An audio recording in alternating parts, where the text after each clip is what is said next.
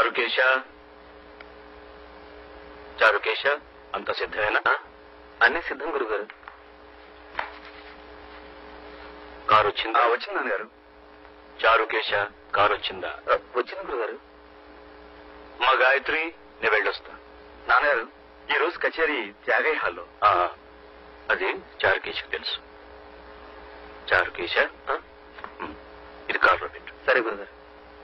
అంటే నేను కచేరీకి రావటం లేదా నాన్న? నీకెందుకు నాన్న ఆశ్రమ? నీకు చాలా పనులున్నాయి. చాలా మంది ఏడుస్తున్న వాళ్ళు చూస్తున్న వాళ్ళు ఉన్నారు. వాళ్ళందరికీ ఊడిగా చేయడం నీ ధర్మం. అదంతా చాలనట్టు నీకు ఈ శ్రమ కూడా ఇవ్వడం నాకు ఇష్టం లేదు నాన్న. చారుకేశ గురుగారు. తంబురా ఇంకా కారులో పెట్టలేదా? ఇదిగో తీసుకెళ్తున్నాను గురుగారు. అంటే నా స్థానంలో చారుకేశ్వరు ఉంటాడా? అదెలా ఉంటాడురా? చారుకేశ నా కొడుకు కాదే. నా సంగీతాన్ని అనుసరించి నా తరువాత కూడా దాన్ని బ్రతికించే విధేయుడు. నేను పోతే నా దినం పెట్టే హక్కు మాత్రం నీదే. అది చారుకేశది కాదు. నాన్న మీ సంగీతానికి వారసుని నేను కానా? అదెలా అవుతావురా? నువ్వు ప్రేమించే జీవకళల ముందు ఈ బెలహరి గణపతి శాస్త్రి సాధించింది ఏమీ లేదురా. నీ దృష్టిలో నా సంగీతమే నిర్జీవమైంది. అదే నా ఉద్దేశం అది కాదు నాన్నగారు. నాన్నగారు మీరు సాధించిన ఘనతను కాదనేటంతటి మూర్ఖులు కాదు.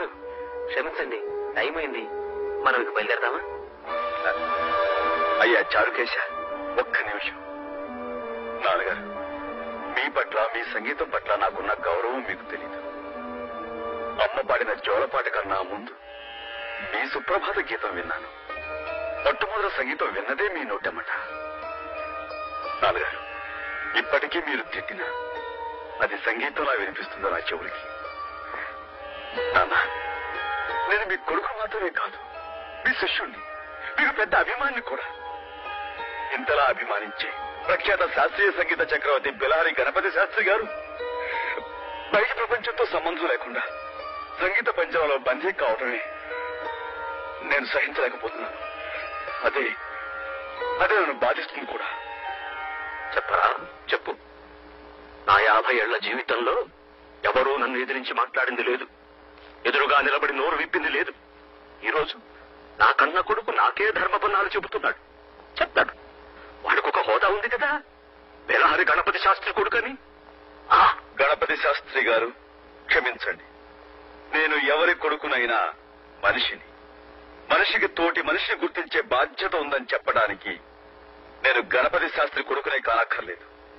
ఎవరి కొడుకునైనా ఈ మాట చెప్తాను. సూర్యం, ఒక పని చేయి. ఎవరి కొడుకునైనా అలా చెప్తానంటున్నావే, అలా చెప్పేది లోకం హర్షించినప్పుడు, లోకం నిన్నుగా గుర్తించినప్పుడు నువ్వు గణపతి శాస్త్రి కొడుకు కావు, నేనే సూర్యనారాయణ తండ్రిని. సరేనా? ఆ రోజు వచ్చినప్పుడు నా పరాజయాన్ని 10 మంది ముందు అంగీకరించి తండ్రిగా నా కైదండం చేసి నిన్ను గౌరవిస్తాను. పుత్రగాత్ర పరిశ్రంగ సుఖాన్ని మనస్ఫూర్తిగా అనుభవిస్తాను. అంతవరకు నేను నీకేమీ కాను.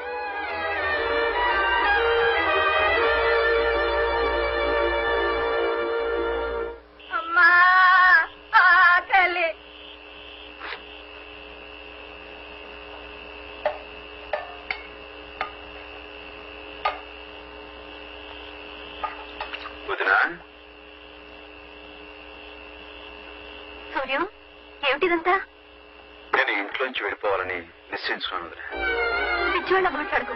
ఏమండి చూసారా, మీ తమ్ముడు ఏమంటున్నాడో చూసారా? ఏం లేదన్నయ్య, అలానే వెళ్ళిపోవడమే అందరికీ మంచిది. నాన్నగారు నన్ను అవమానించాలని కోపంతో నేను వెళ్ళలేదు వదిన. మా దృక్పథాలు కలవనప్పుడు మేము వేరుగా ఉండటమే మంచిది. నా మూలంగా నాన్నగారికి మనశ్శాంతి, ఆరోగ్యం దెబ్బతినకూడదు. అది కాదు బాబు. దయచేసి నన్ను ఎవరూ ఆపడానికి ప్రయత్నించకండి. మీరు సంతోషంగా పంపితే నాకు అదే తృప్తిగా ఉంటుంది. నా వల్ల కాదు బాబు.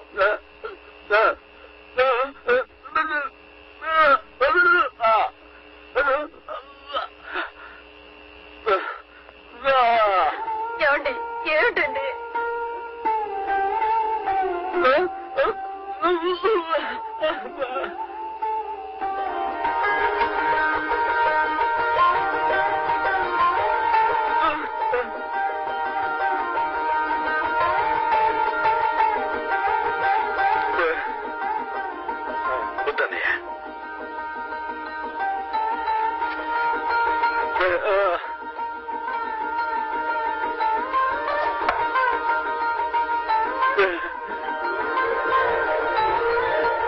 అన్నయ్య, నీ నాదస్వరంలో నా కోసం ఒక్క రాగం లేదా?